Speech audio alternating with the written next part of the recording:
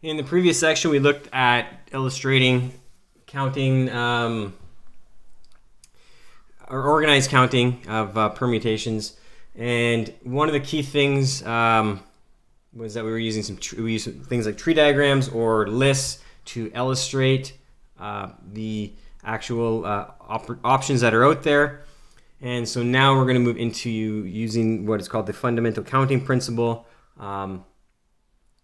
to develop an understanding of how to calculate those without always having to draw our tree diagrams out. It'll save us a little bit of time, and that, especially as tree diagrams can get very big very quickly. One of the important things to note when we're working with these permutations is that the order in which things happens does matter. So the order that we select things matters. Later on in the next unit, we're going to get to combinations where orders don't matter, but in the case of permutations, the order does matter. And permutations are like passwords. The order that you put the numbers in or letters in does matter.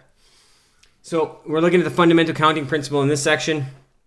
And so the fundamental counting principle says that if one event can occur m ways and a second event can occur in n ways, then together they can occur in m times n ways. And that dot there is a mathematical dot. It is a multiplication dot. We use it oftentimes instead of using an x for multiplication, so it doesn't get confused with the variable x.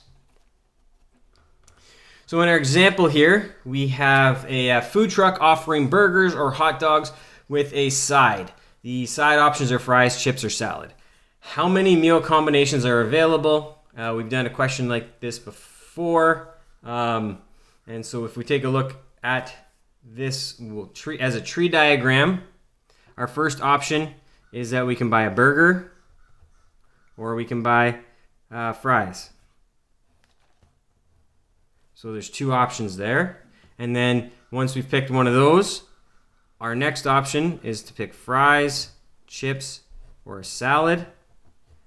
And then fries, chips, or a salad. So there's our tree diagram laid out. And that shouldn't be F, that should be an H for hot dog. There's our hot dog, HD. So burger or hot dog, and then each case fries, chips, or salad. So there's two options here, and then three options off of each of those, or six total. And if you notice, there's two options, and then each of those two have three. Well, 2 times 3 is 1, 2, 3, 4, 5, 6. 2 times 3 is 6. And the fundamental counting principle says that if the first event can occur m ways and the next one n ways, we multiply them. Well, our first option, there's two options there. So our first option is 2. And then our second option, n, well, our second choice then for the side becomes 3. So m and n are 2 and 3. So m times n equals 2 times 3, which is equal to 6. So we had two options in the first stage, and then we had three options in the next stage, so 2 times 3. So let's use this in some other examples. We have a bank card, has four number PIN code. How many possible PIN codes are there? So if you go up to a bank machine, if you're unfamiliar, the numbers go from 1 to 9, and then there's a 0 as well. So you can have the numbers 0, 1, 2, 3, 4, 5, 6, 7, 8, 9, 10 options. So your first PIN number, and if we look at it, and one of the ways we can look at this is I always like to draw my options out. So here's my 4 spaces. I got to pick 1 number, 2 numbers, 3 numbers, 4 numbers for my PIN code. The first number can be 0 through 9, so that's 10 options. So that would be, in our tree diagram, there would be 10 branches.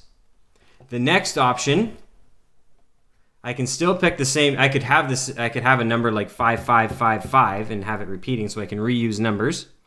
So there's 10 options in the next one. And the same thing for the next digit, and the same thing for the next digit. There's 10 options for each digit. And so if we look at this as our tree diagram, like we said, this would make 10 branches. 10 branches off each of those branches 10 branches off each of those branches, and 10 branches off each of those branches. Using the fundamental counting principle, we would multiply those together. So we have 10 times 10 times 10 times 10, or 10 to the power of 4. And 10 to the power of 4, 10 times 10 is 100, times 10 is 1,000, times 10 is 10,000. So there are 10,000 possible PIN codes out there for bank cards, as most bank cards use a 4-digit PIN code. So if you stole someone's bank card, you could stand there for 10 minutes, or for 10,000 trials and try and get it, and hopefully you don't get caught in that time. 10,000 trials would take you a long time, though, and you would probably get caught. And don't steal people's bank cards. Next question. How many ways can the letters F, W, M, E, and X be arranged? So we're going to use the letters F, W, M, E, and X, and we're going to arrange them. So we have 1, 2, 3, 4, and 5 letters. So let's create 5 spaces for those. So our first space, we can pick F, W, M, E, or X. So we can pick one of those 5 choices. But now, if say we picked F, we only have 4 choices left for the next space. And then we'd only have 3 choices left for the next space. And then 2 choices left for the next space, and 1 choice left for the final space. So unlike the bank card where we were reusing the numbers, here we're not reusing the letters because we are arranging this set of letters. Think of them as letters as fridge magnets. You only have an F, W, E, M, E, and X, and you can only use each once. So we can arrange them 5 times 4 times 3 times 2 times 1 ways. And if we calculate that out, 5 times 4 is 20, 20 times 3 is 60, 60 times 2 is 120. Now, the next question says, what if only 4 letters are used? Well, we would have 1 less space. We would still have 5 options for the first letter, 4 options for the next letter, 3 options for the next letter, and 2 options for the next letter. That would still equal 120. The last letter would be the one letter we don't use. But because whatever we pick for the first 4 positions, there's only 1 option left. 5 and 4 don't make a difference. 3 letters would be smaller. 3 letters would only have 60 options there. But if we were making combos of 4 or 5, they will be the same because the last number is a 1.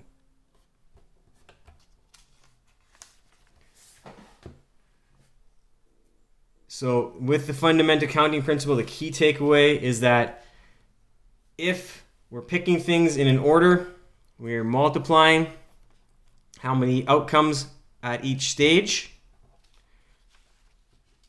If outcomes are reused, we can then use the same total. But if outcomes aren't reused, then we need to reduce the number of remaining outcomes.